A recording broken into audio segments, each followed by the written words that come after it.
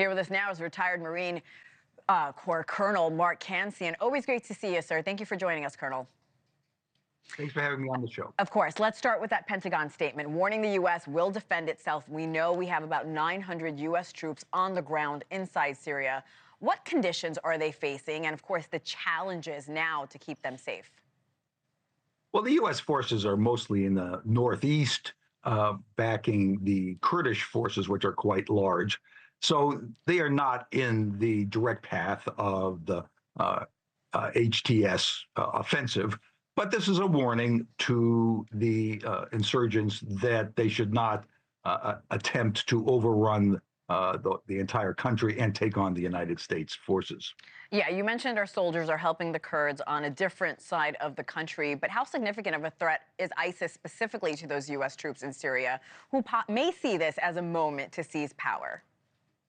Well, it's possible. The unfortunate thing is that Syria is a hodgepodge of warring groups. Of course, HTS is the one who has taken Damascus. There are Kurds, there are Turkish-backed forces, there are ISIS, and there are a wide variety of militias. So this is a very unstable situation, and you could end up with a failed state and a civil war. And we've certainly seen that before. Colonel, you've served in Iraq. Can you tell me about the preparations the U.S. military is making at this stage for potential new threats in the region after the turmoil we saw overnight?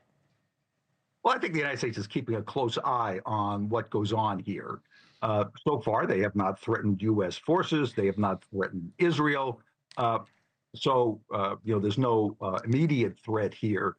But you have to keep in mind, this is probably not a good thing for the United States. The Assad regime was authoritarian and evil, but what replaces it could be worse. It could be something like what we've seen in Afghanistan, for example, or in Iran. So the United States is watching very closely to make sure that what goes on there does not spread outside the borders.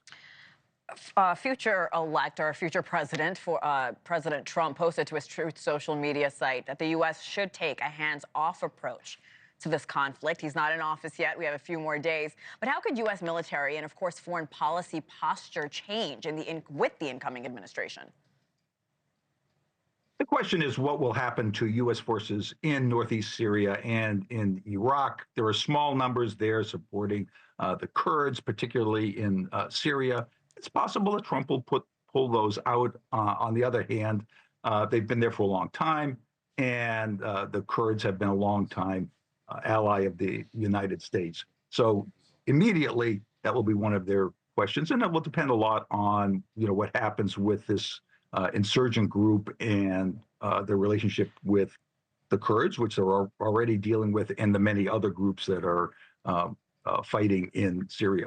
Colonel, you're so well-versed in this region. Can you explain to me the military challenges that will evolve for the Syrian opposition forces that have had success, at least in this moment? They will have to rebuild, establish a government and military. What could that look like? Well, the first thing they will need to do is to establish authority across the country, and that's by no means assured. As I say, that could end up with a civil war, as you can see from this map here. There are still lots of groups there. They'll have to develop a state and a government. They aren't designed for governing, but insurgent groups have shown that they can do that with time. The great concern is that this is an Islamic group. This is not the democratic opposition, and what they set up will likely be an Islamic state. Not clear what that will look like. They did have a great opportunity here, though, because Assad's three major backers, Russia, Hezbollah, and Iran, were all distracted. They still have interests here, and they could also be participants in whatever comes next. Like I mentioned, your insight is crucial here, sir. Thank you so much, Colonel Mark Cancian. We appreciate it. Thank you. Thanks for watching. Go to joinnn.com to find NewsNation on your television provider. And don't forget to click the red subscribe button below to get more of NewsNation's fact-driven, unbiased coverage.